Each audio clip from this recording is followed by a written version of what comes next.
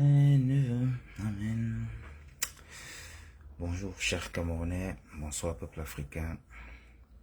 C'est de Yaoundé, c'est de Tibati, Garoua, Manfé, Ouest, Sud-Ouest, Ebolova, Douala, les villes que l'on croit oublier, les villes qu'on prend pour des petites villes, des villes qui sont rejetées, comme dans une famille, quelques personnes qui sont souvent rejetées parce qu'ils n'ont pas la notoriété sociale que les gens désirent. Mais sachez que c'est à vous que Dieu a donné la chose pour pouvoir manifester des choses très conséquentes et puissantes. Aujourd'hui, on va parler, je vais parler du travail. Du travail. Et savoir en quoi ça consiste. Savoir comment est-ce que cela se présente dans la vie de quelqu'un. Savoir si c'est quelque chose de naturel, si c'est quelque chose de... si c'est un mystère, travailler, si c'est quelque chose de volontaire, ou alors si c'est une nécessité. Travailler, cela implique apporter de l'énergie pour manifester une apparition, pour donner naissance à quelque chose qui existe. C'est de transformer la matière physique, la matière invisible, la matière psychologique, la matière, une matière première en quelque chose de fini. Travailler, c'est très important. C'est très important de travailler. Quand on entend le mot travailler, il faut aussi comprendre que il y a quelque part un abandon de soi. Ça veut dire quoi? Ça veut dire que si tu commences à travailler en tant que, par exemple, un diplomate, un ouvrier, en tant que militaire, en tant que quelconque métier, le fait que travailler, c'est quelque part abandonner soi-même pour un travail, il arrivera aussi un moment où tu devras abandonner ce que tu fais pour chercher autre chose par rapport à ta destinée, par rapport à ta vie. Cela sera nécessaire parce que à partir du moment où tu comprends où est-ce que tu dois aller, tu dois quitter ce que tu aimes ou ce que tu n'aimes pas. Mais en tout cas, tu dois quitter ce que tu as pour avoir accès à cette nouvelle chose. Donc, l'esprit du travail, ce n'est pas quelque chose que nous possédons de naissance, de nature. Non. L'homme est appelé à travailler. Ça veut dire que on travaille, c'est par la conscience. Si tu ne travailles pas, tu laisses périr, tu laisses en ouverture un terrain de valeur. Tu es en train de neutraliser, tu es en train de mettre en stagflation des valeurs qui sont en toi et qui sont sur le terrain à exercer. Quand tu ne travailles pas, tu ne comprends pas pourquoi est-ce que tu dois faire évoluer les choses. Quand tu ne travailles pas, tu n'as pas la pensée de cultiver, de réfléchir. Tu vas toujours désirer ce qui est dans l'imagination. Tu vas toujours désirer ce qui n'est pas dans la vérité. La réalité a besoin du travail pour exister. La réalité sollicite énormément le travail pour exister. Tu es pauvre, tu es dans un besoin, tu as besoin de quelque chose. Tu as besoin qu'une situation change dans ton pays. Par exemple, le Cameroun, d'où je suis. Si tu ne travailles pas, il n'y aura pas le changement. Ne pas confondre la débrouillardise et le travail, c'est deux choses différentes. Débrouillardise veut dire que tu es établi dans un système où il n'y a pas de logique. Voilà. Donc tu ne peux pas construire. Dans la débrouillardise, on ne construit pas. On se nourrit, on s'applique à survivre, à générer de l'énergie qui est pour nos propres intérêts. Dans la débrouillardise, on ne bâtit pas pour les autres. On n'est pas avec les autres, on est tout seul. Or, dans le travail, ça peut être individuel, pour le commun, ou alors, ça peut être collectif pour le commun. Voilà. Donc, le travail, c'est quelque chose de très compréhensible qu'il faut chercher à... dans lequel il faut chercher à s'établir. Lorsque tu vois une forme de déséquilibre dans, par exemple, ta vie, quand tu es un jeune Africain, quand tu es un jeune Camerounais, quand je parle de déséquilibre, je parle de tout phénomène qui apporte l'instabilité, des situations qui perdurent. Ça peut être la maladie, ça peut être les finances toujours flottantes, jamais équilibrées, ça peut être la maladie de tes enfants, de ton entourage, ça peut être des relations privées, intimes avec ton compagnon, ta compagne, toujours en cassure. Une situation politique du Cameroun, par exemple, tu souhaites, mais voilà, tout ça, il n'y a pas, tu vois qu'il n'y a pas le changement, tu vois qu'il n'y a pas d'amélioration. Au fait, c'est parce que la présence de ce déséquilibre, c'est l'absence du travail. Le travail, je le redis autrement, le travail, c'est la manifestation d'une autorité, d'un pouvoir. Celui qui est à la tête d'une structure n'est pas forcément un travailleur. Il est censé travailler pour des intérêts. Il est censé générer des intérêts pour la communauté ou pour lui-même. Donc, quand tu es en droit de travailler, donc quand il t'est donné à toi de travailler et que tu ne comprends pas que tu as un pouvoir à exercer afin de pouvoir influencer sur celui qui viendra après toi. Quand tu ne comprends pas que tu dois travailler, cette personne-là viendra et il viendra avec une force qui l'amènera à occuper le territoire parce que le travail procure de l'autorité et l'absence du travail amène l'absence de l'autorité. Quand il n'y a pas la rigueur, c'est pour cela que dans des structures politiques ou alors entrepreneuriales, l'ancien, c'est lui toujours qui est le manager, c'est lui toujours qui est la personne qui a la vision. C'est en somme le patron, un truc de ce genre-là, parce qu'il est ancien. Donc le poids du travail qu'il a, l'expertise qu'il a par rapport au travail est très conséquent. Donc, ceux qui viennent après, s'il n'a pas cette expertise-là, s'il n'a pas cette autorité-là due à ses années d'ancienneté, il lui sera très difficile de contrôler ces nouveaux esprits. Donc, pour dire quoi? Pour dire que quand tu as tes 16 ans, plus ou moins 16 ans et en montant, si tu ne manifestes pas la notion du travail, tu vas perdre le contrôle, tu vas perdre le territoire. En tant que Camerounais, j'aime bien souvent parler aux jeunes Camerounais pour dire que tuer n'est pas la solution, insulter n'est pas la solution. J'aime Dieu parce que Dieu interdit d'insulter, que ce soit les dirigeants, les ministres, un président quelconque. Ceux par exemple du Cameroun. Non, il ne faut pas insulter. Déjà, c'est mal élevé, c'est malsain, il ne faut pas insulter. Voilà. Ils sont dans leur rôle, ils jouent leur rôle. Si vous les considérez comme des satans, tant mieux pour vous. Mais je dis toujours, Satan a le droit d'être Satan. Donc, pour Dieu, c'est pas son problème.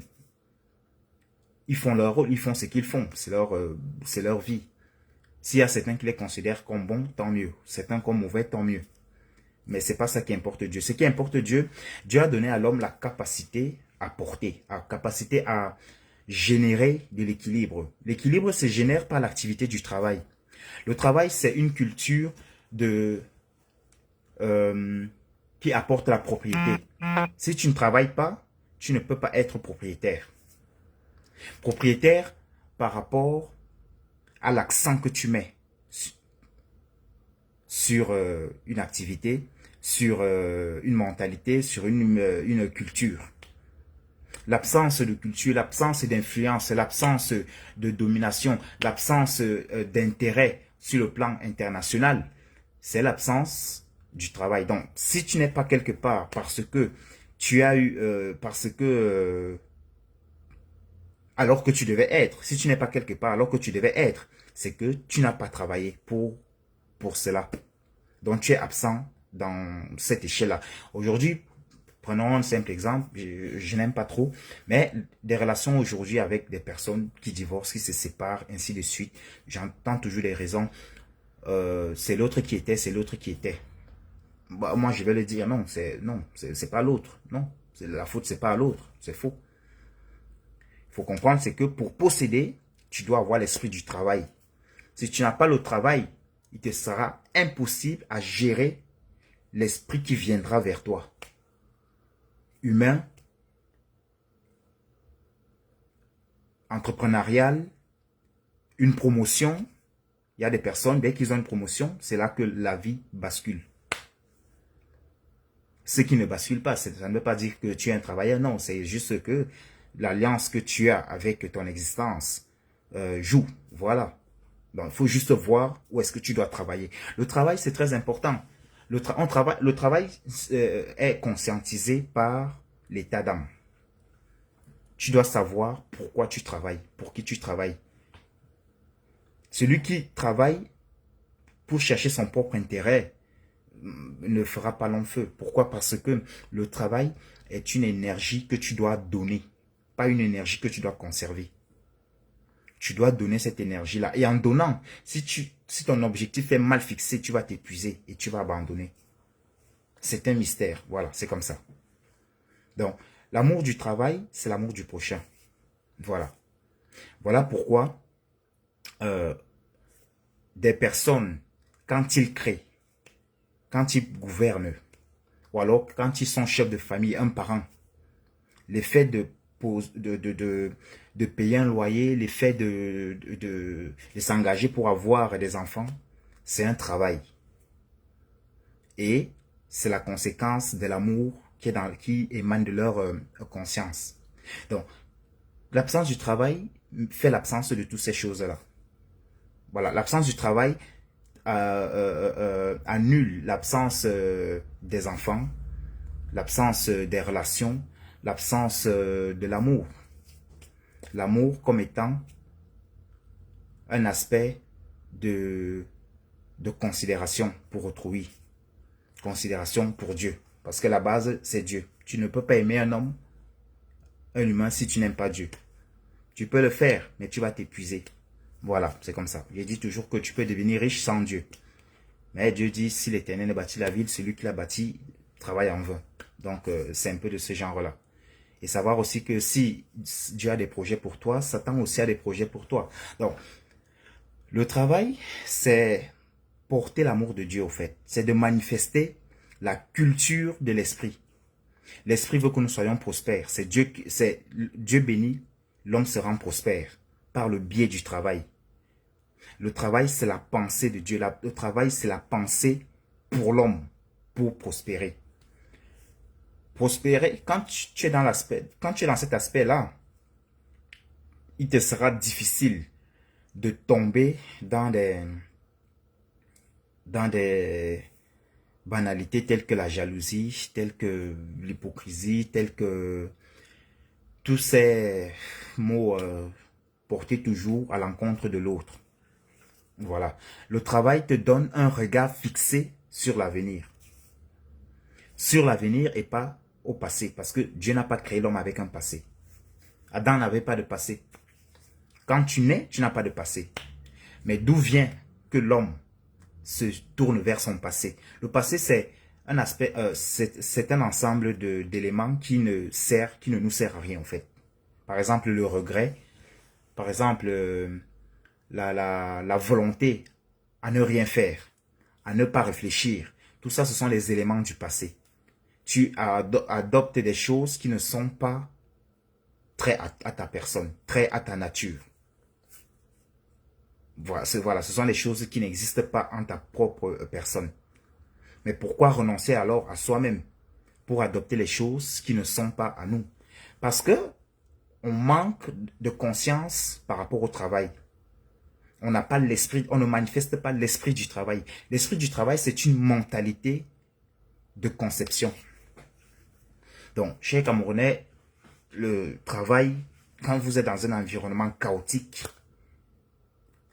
l'esprit appelle l'esprit. La chair appelle la chair. Ça veut dire quoi? Ça veut dire que c'est la situation que vous vivez. Si vous ne faites pas un bon diagnostic de ce que c'est, ça va continuer, ça va tourner. Et un mauvais diagnostic apporte des mauvais médicaments et perpétue la maladie. Déjà, c'est pas normal qu'une situation, qu'elle soit bonne ou mauvaise, perdure. Les situations bonnes ne doivent pas perdurer. Non, parce que tout est univers changeant. Ça doit évoluer. Voilà. De même que les mauvaises situations ne doivent pas perdurer. Voilà. Le bon et le mauvais ne fonctionnent pas ensemble. Ils ne marchent pas ensemble. Voilà. Ne pas confondre l'ivraie et le blé. Non, non, non, non. Ne pas confondre. Donc, quand tu vis, soit tu vis à gauche, soit tu vis à droite. Voilà. Donc, quand tu vis, il faut comprendre que si je ne fais pas ça, je n'aurai pas ça. Ensemble au travail, c'est une préparation par rapport à ce qui vient. À ce qui vient. Par exemple, dans ta tête, tu veux, par exemple, 300 000 euros. Tu dis, je rêve d'avoir 300 000 euros, 500 000 ou plus. Ok, il n'y a pas de souci. Mais tu n'as jamais consulté des écrits pour savoir comment gérer une telle somme ou placer une telle somme d'argent. Comment est-ce que un banquier va se comporter vis-à-vis d'une telle somme? Comment est-ce que socialement tu seras amené à être influencé si tu as une telle somme? Tu n'as jamais lu les écrits pour voir comment ton environnement va changer une fois cette somme détenue sur tes mains. Mais tu veux quelque chose de pareil. C'est compliqué. C'est compliqué. Ça c'est l'absence de l'esprit du travail. Quand tu n'as pas l'esprit du travail, tu ne réfléchis pas. Tu fonces. Tu fonces seulement. Tu ne réfléchis pas. C'est pas sain. Donc, le travail, ce n'est pas... Donc, pour clarifier la chose, le travail, ce n'est pas je me lève, je m'en vais bosser, je m'en vais travailler pour être payé. Je ne parle pas de salariat, non. Je parle de la compréhension à préparer ce qui doit venir. Quand tu es, même si tu es nu et que tu te retrouves dans une brousse ou je ne sais pas où, à un moment donné, tu dis, le froid arrive. Pour ne pas attraper froid, tu dois te disposer à empêcher cela. Par exemple, c'est trouver peut-être un endroit qui est chaud. Pour trouver, l'effet de penser, c'est déjà entrer dans la compréhension du travail, dans l'esprit du travail. Voilà. Parce qu'il y a des personnes qui ne se lèvent pas le matin pour aller travailler. Ce n'est pas qu'ils ne sont pas des travailleurs, c'est qu'ils ont un autre canevas de leur vie qui les amène à faire autre chose que de travailler de façon prolétaire. Voilà. Donc, je ne parle pas du prolétariat, non. Je parle juste que je parle de la capacité à générer de l'idée, l'encadrer, la structurer pour la communauté ou pour sa propre personne ou pour sa propre personne pour le bien des autres. Voilà, donc c'est un peu ça. L'esprit nous établit dans la vérité. La vérité, c'est l'œuvre c'est l'œuvre de tout un travail. La vérité n'est pas vide, elle est remplie.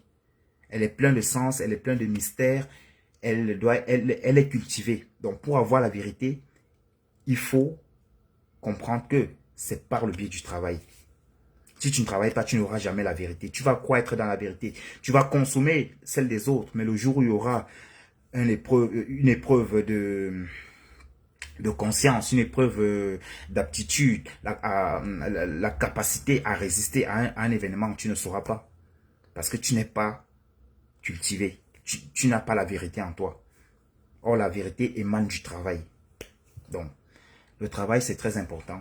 chers Africains, chers Camerounais, si vous ne travaillez pas, vous allez toujours critiquer un gouvernement. Si vous ne travaillez pas, vous allez toujours malmener, regarder les autres, être jaloux des autres, toujours vouloir du mal aux autres. Quand tu ne travailles pas, à un moment donné, ta chair devient supérieure à toi. Or, ta chair doit être inférieure à toi. L'esprit est directeur, l'âme est celui qui émet, la chair est là pour exécuter.